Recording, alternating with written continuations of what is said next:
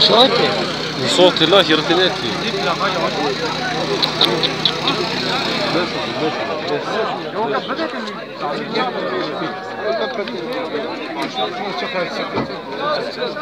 Sarı çıtak ya şu lan. Alo. Ya burada. Girmeyin.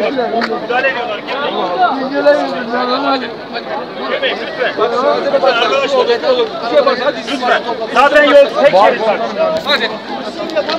Lütfen arabanıza binin, yolunuza devam edin. Evet, hadi buyurun. Hadi buyurun, binin arabaya.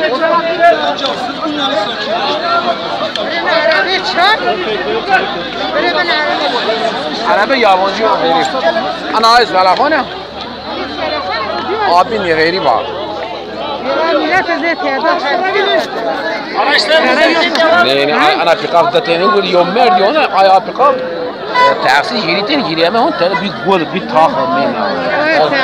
Evet hon tane mer bir zet tok. Tera ne veji? Ne duse piyava yoşu abi verdi.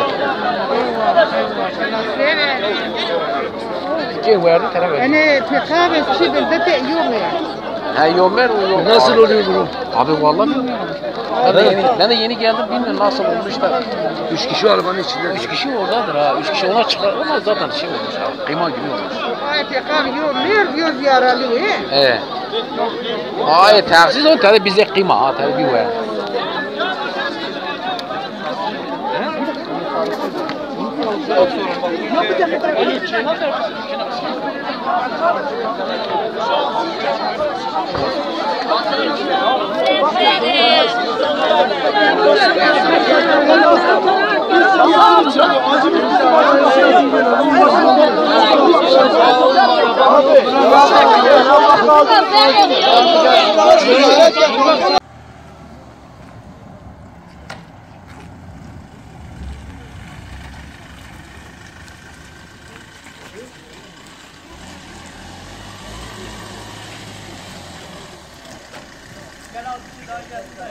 Tamam.